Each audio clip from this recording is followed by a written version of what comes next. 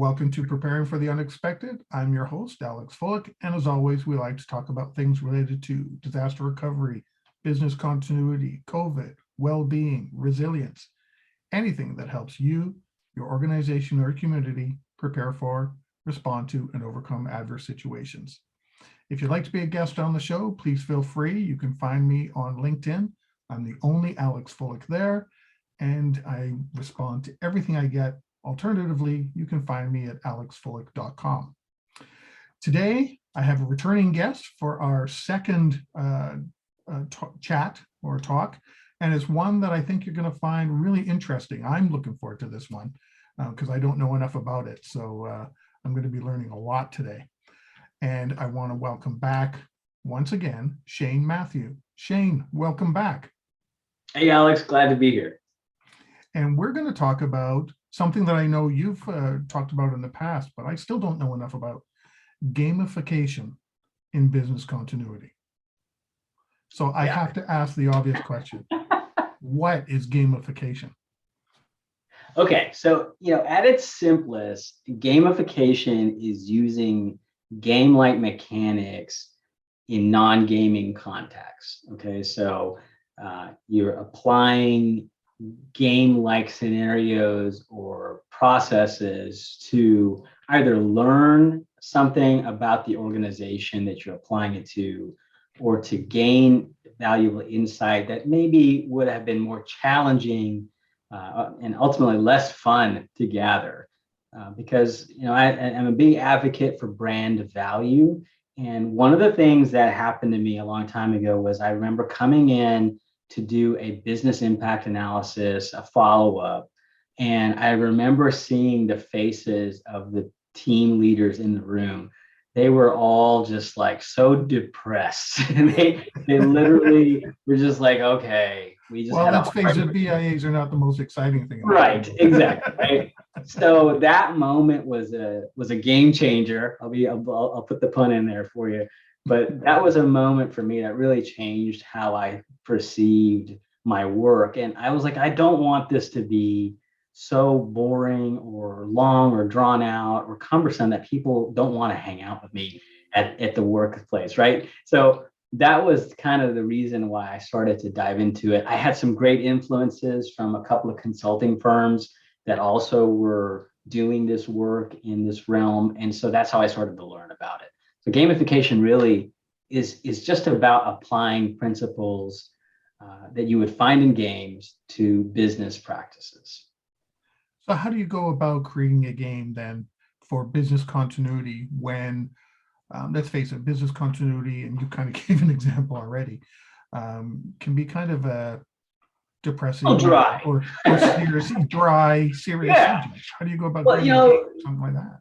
It's challenging, right? Because anytime people don't like to talk about risk, okay, first of all, and that's what I think makes business continuity such a challenging topic to bring liveliness or fun to, because people generally think, okay, we're going to talk about worst case scenarios here, things that can result in us losing time or job, or just being not being a fun topic, right? So applying this concept can be done a couple of ways. So again, you look at your program as a program. Okay, let's start there. The idea of the tasks that we do in business continuity, a lot of them involve team members from across the org conducting activities like interview participation or tabletop drills, or to document their risks. So these are a lot of times tasks that, while very important, they are other duties as assigned, right? So how do you motivate people to participate in program activities? So one example is in gamification. You apply the idea of, I saw one company do this. They apply the idea of that television show, The Amazing Race, right? So the television show Amazing Race is basically at the premise of teams go from country to country, city to city, conducting challenges in that country, and whoever gets to the destination first is the winner. And you would not believe how much competition amongst teams, especially in the business environment, can be such a big motivator for completion of some of the mundane tasks that you have to do in business continuity. So the amazing race concept, for example, each team or each department head was given a placard with a series of stamped locations. And each time they did that particular task, they got a stamp, right? And so the first team that was able to hit all the destinations on their around the world activities list of BIA and BC type of tasks would receive a prize. And that simple change up of the task and creation of competition, because they created a leaderboard so you could see where everybody was on their map, moving around the globe, right? So when they created that kind of atmosphere, it encouraged participation, because people were like, hey, I want to see if I can get through this first before any other team and be at the leaderboard, right? So that's, again, gamification of just the processes of business continuity. Typically, we just say, hey, here's a list of tasks to do and get it done by a deadline. Whereas in this approach, it just becomes a completely different thought process. People are much more have an affinity towards competition and therefore completion of the task you need to get done. I'm getting the feeling that it's not necessarily sitting in a meeting room for an hour or two and going through a game, but it can be kind of stretched out over time. Yeah, absolutely. So like I said, there's a couple of aspects that you can apply this logic to. So for example, the programmatic aspect, right? And that's a more longer term utilization of this concept. But I think you can also apply gamification to meetings. So an example I would give is, I do business impact analysis. I've done them over the years. There was one technique I found worked really well with a group setting. So, I would oftentimes bring in multiple teams. Maybe they were similar in their or tangential in their work, right? But I would bring in multiple teams so I could quickly gather the business impact data in a group setting and train a whole bunch of people, as opposed to going into individually and doing interviews. This was really helpful for me, especially when I didn't have a large team, right? If it was just me, for example. So I would bring this group in, and one of the messages that I always had a challenge conveying was the idea of recovery time objective. And you probably see this too, Alex. Everybody thinks their task is the most important task and it can only be done in 2 hours or less. And, nobody ever comes up and says, I can be down for 3 weeks. It's okay. Right. So the game itself was a simplification of the RTOs. You'd put them on the board 4 hours to 12 hours. Right. And then you would have everybody in their teams write down all the processes and put them on individual cards that their team does. And then they would go to the wall where these RTOs are listed out, and they would place them on the wall under the corresponding time frame for recovery. Now, what that did was allowed all these teams in the room to see the sensitivity that the processes that they're putting on the board have in comparison to everybody else.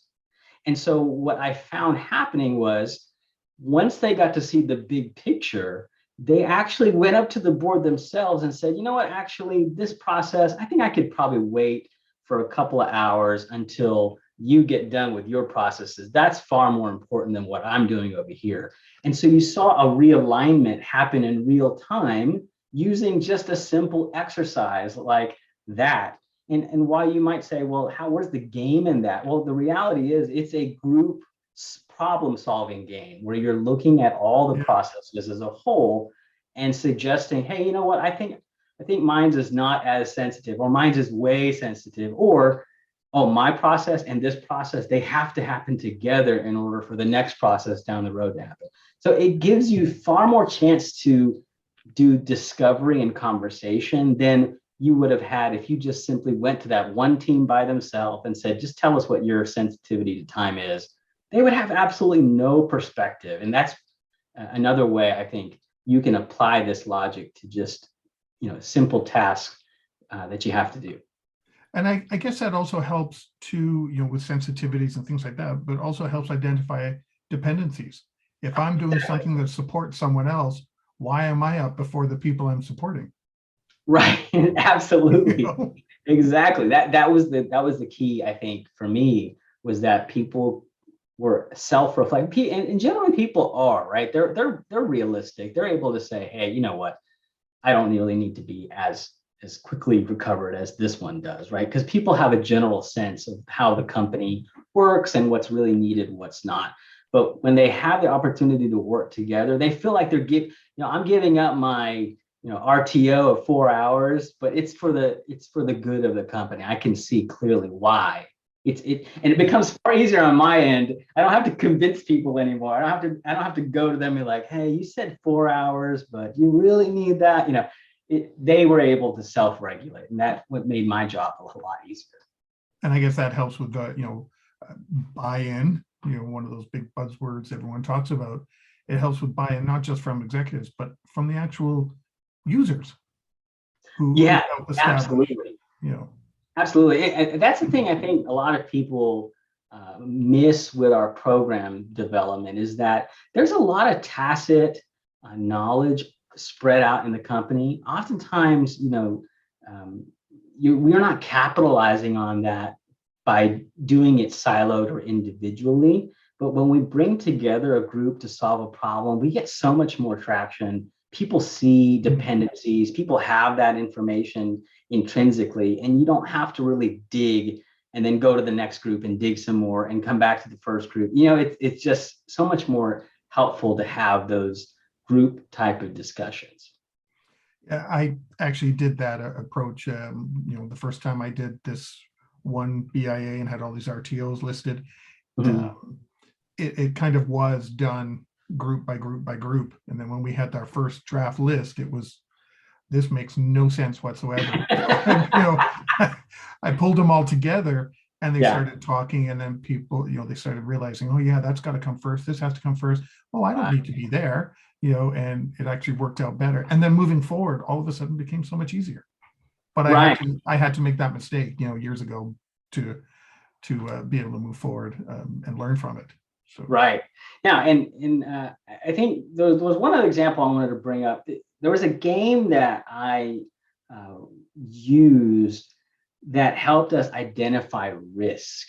Okay, so it was called Dispensing Automation Resiliency Wars, or Dar Wars. Okay, it had like a Star Wars theme, but also it was reflective of the old game Battleship.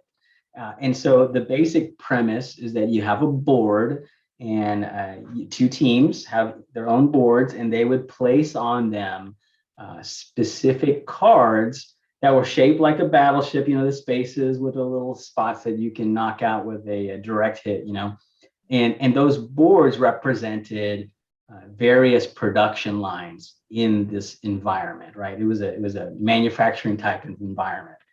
And so that board and subsequently on each board, like, so imagine a battleship, game has multiple types of ships on it, right?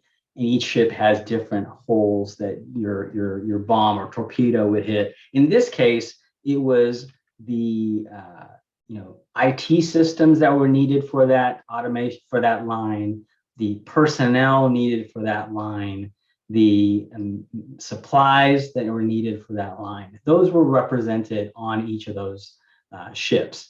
And so then as a participant, I was given the opportunity to say, okay, you have one thing to, a protective shield you can put on one of those things. Which one of those things would you protect and why? And so that started a conversation that we were, recording some of the nuggets that were coming out of the conversation. But the point is, gamification is not necessarily all about, really just playing a game, right? The value is in the information that you glean from it. And because you're adding in a competitive flair, you're adding in some parameters that kind of guide the discussion towards certain areas. You have to be a good facilitator in order to make this work sometimes, but you can really gather a lot of information through conversation that otherwise you wouldn't have had if it was just a straightforward risk analysis, right? And I remember in that particular case, 2 or 3 weeks down the road, one of the participants came and told me, hey, when are we going to play that game again? And like, I've never had anyone ever say, hey, when are we going to do a risk analysis again, Shane? But in this case, because it was wrapped up in this battleship-esque type game and competition was flowing in that 1 hour period we spent on that, people were literally asking me about it. So it shows you that there is a difference when you apply this principle to your work, and it can work. It doesn't, unless your environment is straight-laced and no fun at all, this concept, I believe, can work well. It's interesting, that's for sure. Are there any aspects of business continuity management that may not work well for games, like areas that we probably shouldn't? I don't know if there really is. I haven't encountered an area, but I think you need to be reflective of your corporate culture. Some cultures just are not ready for that, or the level of the audience may not want to do that with the valuable time. So, for example, if you're preparing a briefing for executives or an executive level type of tabletop event, they may not have the time or interest, right? It just depends on your audience. Now, I've luckily been a part of a lot of organizations where there may be a little bit of adjustment period for the executives to participate, but quickly they start to see, okay, I understand what you're doing here, right? And that environment is always going to need to be analyzed before you decide whether to apply this or not. Yeah, I can just imagine walking into the boardroom, you've got your presentation ready and you want to play a game. You're just going to look around and you go, what the? I think that's the thing. Like you'll have to definitely tee it up and be able to justify the reason you're applying this in that way, right? Yeah. But I think what I've found is in the frontline leadership, these individuals are oftentimes just doing business all day long. So if you present them with a chance to kind of step out of just the business mindset and instead, hey, it's a chance for us to have some camaraderie along the way. We're gathering information that Shane needs for his planning purposes. Then I've never had any pushback at that level. Yeah, well, it all depends on how you frame it and communicate it. Any tips for people who might want to start doing this? Where's a good spot to start? So I'll give you one example. It's a great, easy way to ease into this, and it gives you an opportunity to start planning, right? So there's a game that I've used in the past called Attackers and Defenders. It's real simple. In fact, I used it today at work. All right. So I do put into practice what I'm talking about. But the point of Attackers and Defenders is you simply divide up groups into 2 segments. The first group, their job is to find ways to bring down either that business process or that department. Based on what that department does, their scope of work, the attacker's job is to basically bring down the department. And so they'll go off to a side and start to jot down their ideas on what they would destroy, what they would stop, what process they would kill, what person they would kidnap so their institutional knowledge would not be available anymore. And simultaneously, the other group is the defenders, and their job is to improve the defenses around specific parts of their department. And that could be a list of places that they would harden or have a redundancy on a piece of equipment, or that could be, I want to pass along my institutional knowledge of my supervisor to their backup, whatever it is, and giving them that time frame to jot down their ideas. The goal of the game is to come back together and share both your attacking locations and your defense locations. And if they match up, then it cancels out. But the idea is you can kind of score, well, how many good attacks came in that the defense did not think of. So it's a very quick way, and I've used this in the past for planning purposes, because we always tend to do the loss of workplace, loss of IT applications, loss of facilities scenarios, right? But I found that when you really put these people's minds in that devious mindset, man, they can find out some really good ways to break. It gets scary, eh? It gets scary, really. Like, man, you've been thinking about this too long, right? So but seriously, they end up coming up with some really cool scenarios that, you can have in discussion. Hey, does this happen? When does it happen last? What would happen if? And it gives you clues as to, do we need to build a plan for this? That conversation happens just based on this type of game. And it doesn't take very long. You can time it to about 5 minutes, and you can do that anytime you meet with these folks. And man, they can come up with some really crazy and very unique ideas that you can then capitalize in your subsequent activities. I like that one. I know, talking with you today, I've got a couple of ideas I want to take back. Yeah. With me, and I do like the attacker defender thing too. I think that's going to be an interesting one. Good. I know exactly who I want to talk to about it. That's the scary thing. I know you can exactly. Find the scary people in your company real quick with this game. Well, Shane, we've come to the end of our second show. Thank you so much for sharing your time again and talk about gamification. I think this is really interesting. And who knew you could really turn business continuity into something fun? Absolutely. I hope this helps. And if you think of great games that you use, please, or your audiences use, I love to hear them, because I'm always looking for the next big thing. Well, I'll reach out after I've tried a couple, and we'll see what worked and what didn't work. Shane, thanks so much. I really appreciate it. Absolutely. Thanks, Alex. And everybody watching and listening, stay prepared, everybody. If you liked that video, thumbs up. If you didn't like that video, thumbs down. But leave me a message and let me know your thoughts. Of course, don't forget to subscribe. And in the meantime, stay prepared, everybody.